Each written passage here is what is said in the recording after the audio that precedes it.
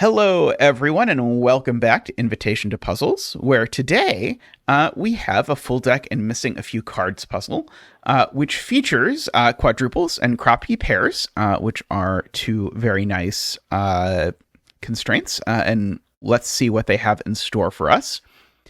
So quadruples, of which there are only 4 in the puzzle, those are these circles. Those tell you what digits have to go in the surrounding 4 cells.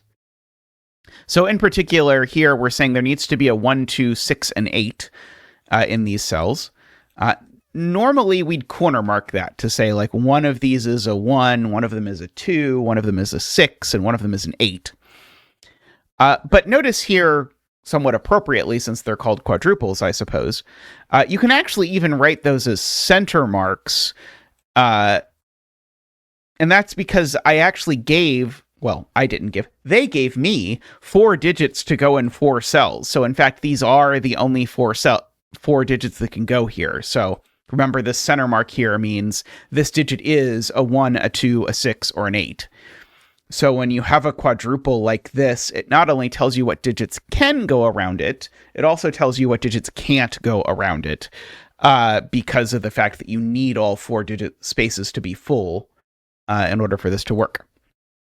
Anyway, we'll get to more solving afterwards, but let's talk about the other clue types. So we have black dots, which I swear look littler than black dots I'm used to, but not to make the black dots insecure. But I swear they're like 20% smaller. But anyway, black dots mean that one of the 2 digits on the black dot is double the other. So for example, one could be 4 and the other could be 8. Do note that the order does not matter, so the bigger one could be in either the left or the right or the top or the bottom or whatever. Also, along white dots, the digits need to be consecutive. So, and again, the order doesn't matter, but it could be 6 and 7, and it could be 6 and 7 in any order. Note that this is a Kropki pairs constraint, and what makes it Kropki pairs is just the fact that it's not necessarily true that every possible white dot has been given. In fact, quite likely, not every possible white dot has been given. So in other words, if I write a 6 here and a 7 here, that's totally okay, even though there's not a white dot there. You will see Kropki pairs probably 20 times for every time you see a complete Kropki puzzle, probably even actually more than that. At this point, probably most younger solvers probably just think Kropki and just immediately think that it means that you just have exactly this. The reason why, like, some people get a little finicky about it is because historically, Kropki was a kind of pencil puzzle where it was a key part of the puzzle that all possible dots were given. And so when Kropki was introduced to Sudoku, that came with it, and so that connotation was sort of assumed, but basically very few people set Sudoku with negative constraints, and it's a very bad idea to set Sudoku puzzles with negative constraints almost 100% of the time. So instead, people usually set them without negative constraints, which is why you see Kropki pairs again, probably even honestly 50 times for every time you see a Kropki with a negative constraint. Anyway, those are the rules and a long rambling diatribe about the history of Sudoku terminology. But there's a link in the description if you want to play the puzzle yourself, and I'm going to go ahead and do my best to figure out what it is we are doing here. So the first thing I'm going to do is fill in all these quadruples. So I know this is a 1, 2, 3, 4. I know this is a 2, 4, 6, 8. And I know this is a 1, 2, 3, and 8. And now some of these are already pretty interesting. So, for example, just because I entered this one last, I can't possibly make either of these digits 8. Because if I make either of these digits 8, then I need to put a 1, 2, or 3 with it that is consecutive with 8. And there are no such things. So there is no 8 in either of these cells. And in fact, you can see they're either 1, 2, or 2, 3. And that lets us do a little bit of corner marking, which I'm going to allow myself to do a little bit of corner marking here. One of these is definitely a 2 because it's either 1, 2, or 2, 3. which means neither of these can be a 2 because I need the 2 over here. If I put a 2 over here, these would just be 1, 3. That would be bad. Those aren't very consecutive. Also, one of these 2 digits is an 8 for sure, because, well, I need to put an 8 on this quad, and I said you can't put it over here, so you have to put it over here. Now, those look up, so one of these 2 being an 8 means neither of these is an 8. One of these being a 2 means neither of those is a 2. And so, in fact, actually, we can crisscross mark that if you want. One of these now is an 8. One of these now is a 2, if you're into that sort of thing. I also see that, for example, this digit is going to have an impossible time being a 1. And the reason why this is going to have an impossible time being a 1 is that it's going to put a 2 there, and that 2 is going to clash with all the 2s in the known universe. Because we know one of those 2 is a 2, so that can't be a 2. And we also know one of those 2 is a 2, so that can't be a 2. So this is definitely not a 1. Okay, so it is either a 3, which black dots with a 6, or an 8, which black dots with a 4. I'm not going to chase this nonsense too far just yet, but I just wanted to point out that was happening. We'll chase the nonsense later, don't worry. There's also something interesting happening with these black dots. And that thing that's happening with these black dots corresponds to the fact that these digits are all even. And in particular, the fact that those digits are all even means that there are no evens in the rest of the box, which means these digits are all odd. But there's only a very slim number of odd digits that can go on black dots at all. Namely, those digits are 1 and 3. 5, 7, and 9 actually can't go on black dots at all. And so, in fact, actually, if you ask, where do the 5, 7, and 9 in this box go? You actually learn that they have to go here. And if you play the same game in this box, you can actually also place the 5, 7, and 9 in this box, because 1, 2, 3, and 4, fun fact, are not 5, 7, 9. And you can't put a black dot on a 5, 7, or sorry, you can't put a 5, 7, 9 on a black dot. So this is what's called a hidden triple. These 3 cells, they're the only cells in the box that can be 5, 7, or 9, so they have to be 5, 7, and 9. They can't be anything else. Okay, so the nice thing about 1 and 3, they're not only the only odd digits that can go on a black dot, they also each only go with one thing. So 1 goes with 2, 3 goes with 6. That means this isn't a 4 or an 8, it's a 2 or a 6.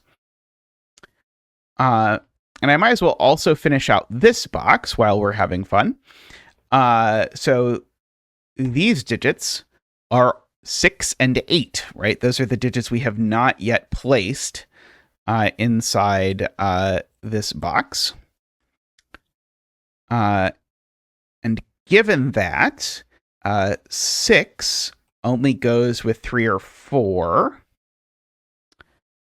6 or 8 only go with 3 and 4. 6 goes with 3, 8 goes with 4. And so this is also a 3 or a 4.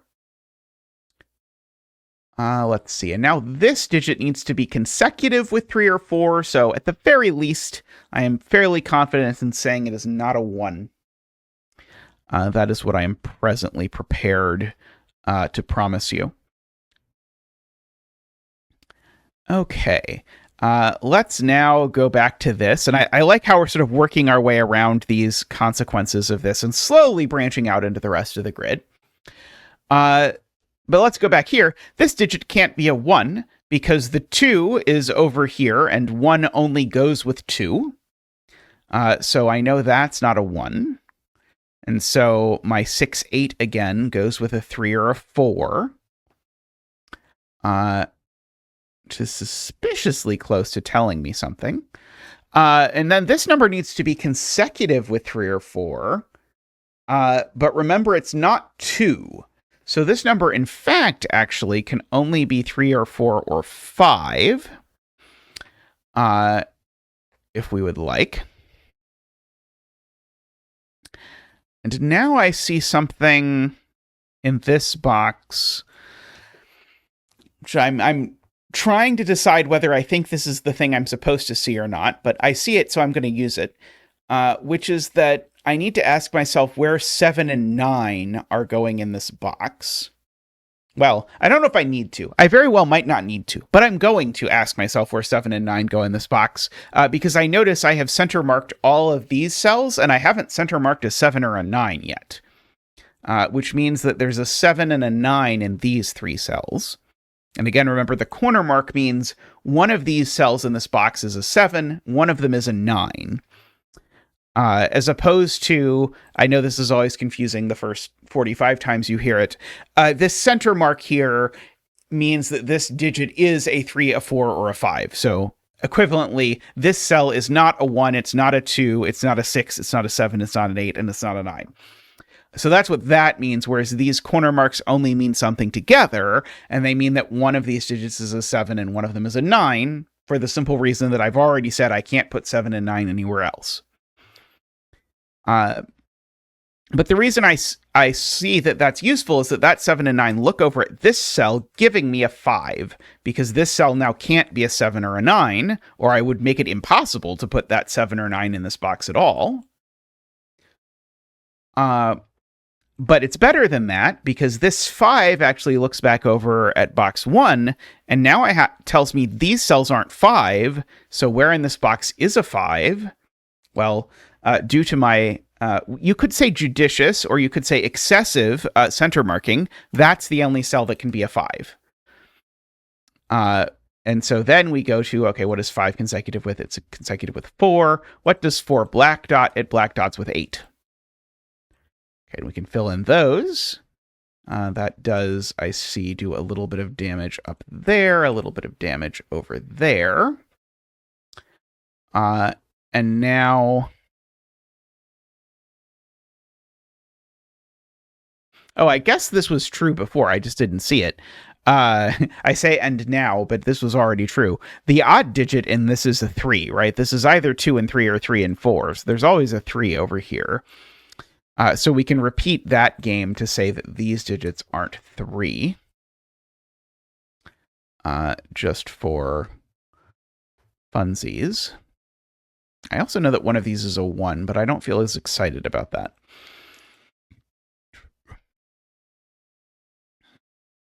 What's the other digit that's down here, by the way? The other digit that's down here is a 3, which would behoove me to pencil mark. So if I look at this box now, I've actually got the 4, the 5, and the 8 are written in. These are the 1, the 2, and the 6. They're a triple. They're 1, 2, 6 in some order. There's a few options, like 4 options or something. So there's 3 digits left, and it's the 3, the 7, and the 9. Well, the 3 now in this triple looks to the right and tells me what's happening here, because this digit now can't be a 3. So that's a 4 with an 8, making that a 6 with a 3, making that a 2, and now giving me a 1 and a 4.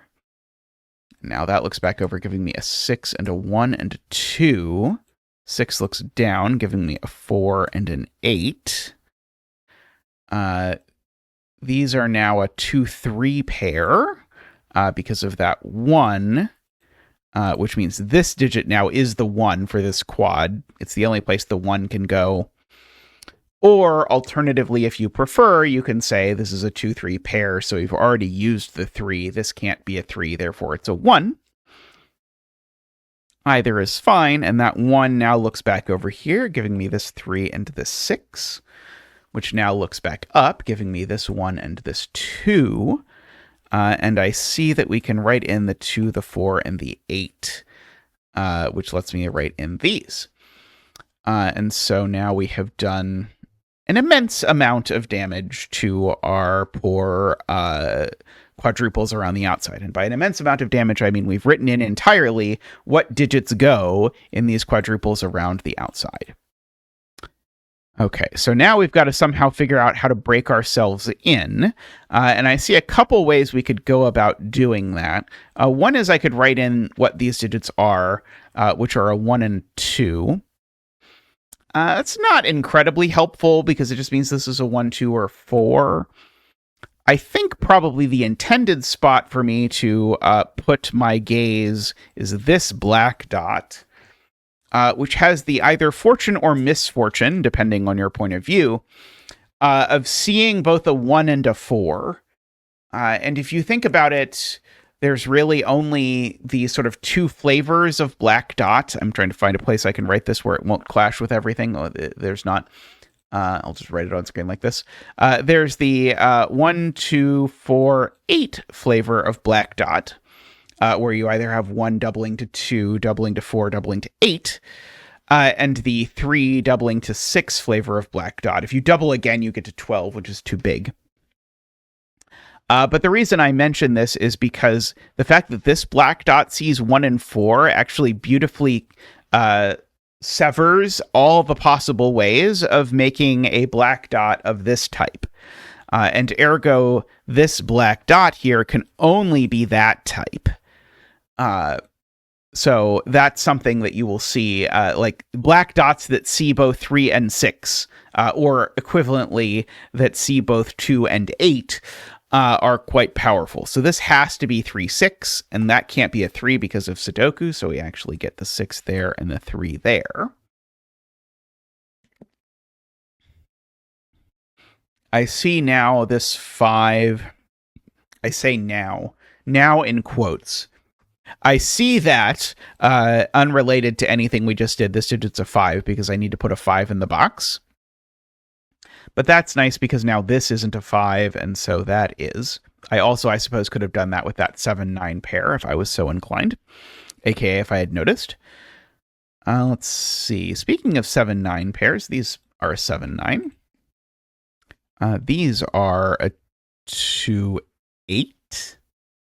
Yeah, these are a 2 and an 8, which is quite convenient because this can't possibly be an 8. Because if it was, that would be a 4, which would clash with that. So there's a 2 and an 8. And now 2 only goes with 1 and 4, but because of the same 4, that one has to be a 1. Which beautifully now tells me what digit this 2 is white dotting, which I guess I also knew from that one. But 2 only white dots 1 and 3. Note, I could have made this a 1 because that one doesn't see this one, but that one and that one do see it, so this has got to be a 3.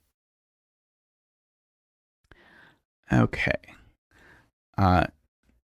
1, 2, 3 is a great pair of digits to see a black dot for very similar reasons to this 1, 4 I pointed out before, because now the only black dot I can possibly make is 4, 8.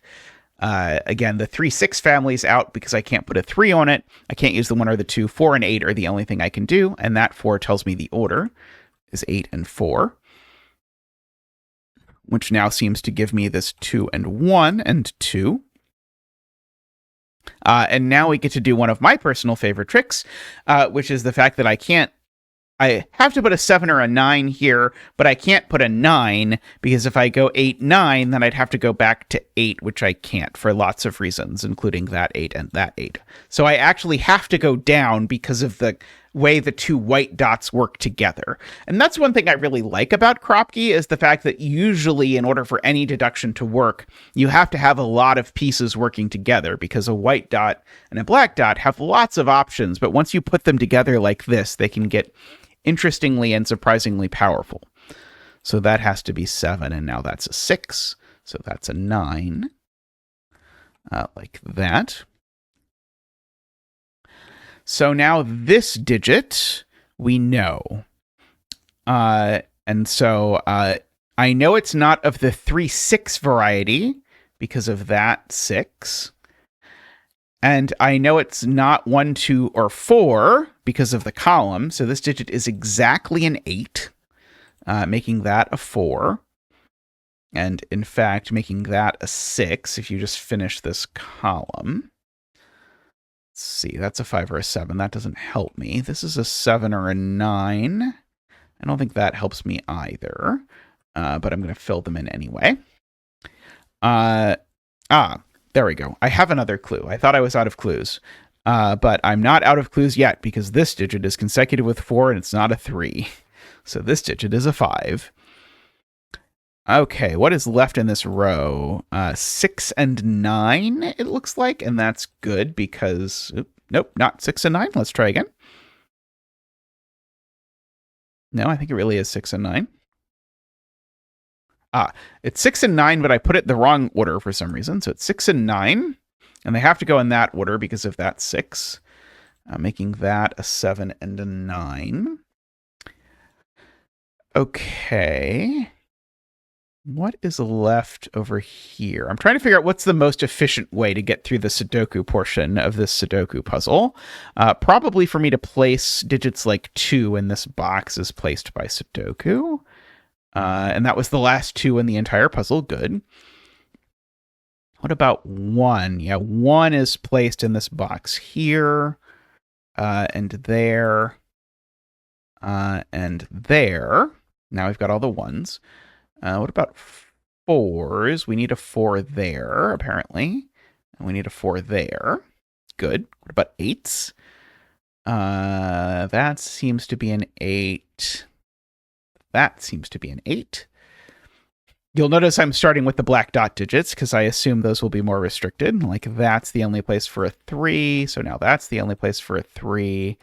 Now that's a 3, giving me a 3 and a 7. That's a 9 to finish out the box. This is a 5 for the column, giving me a 7 and a 9. That's a 5. Let's see. Okay, so got all the 3s. Okay, what about all the 6s? Do we have all the 6s now? That's 6. That's 6. Now we've got all the 6s. Okay, so we've got to put a 5 there. I know, by the way, I could do things like write this in. I think it's slightly faster most of the time when you're at this point to actually do it a digit at a time rather than a cell at a time. Because I'd have to like write in a lot of things, and I'm not that fast. I'm getting faster, but I'm not that fast at figure out what digit is missing. But particularly when you've got your Sudoku pad set to tell you what digits are left in the puzzle, it becomes relatively fast to say, for example, like, oh, so that's the 7. Sorry. Oh, so that's the 7 is what I actually meant to say. And so that's the 7, which gives me the 9 and the 7. And now I've got one more 7 and it goes there. And now every digit left in the grid is a 9. And there we go. That was a very lovely puzzle. I really enjoyed that one. There was neat flow all around and sort of, I didn't ever quite know what was going to come next, but it always came without too much effort. All right. Let me know in the comments how you enjoyed that. I enjoyed that one a lot, and I'll see you next time. Bye for now.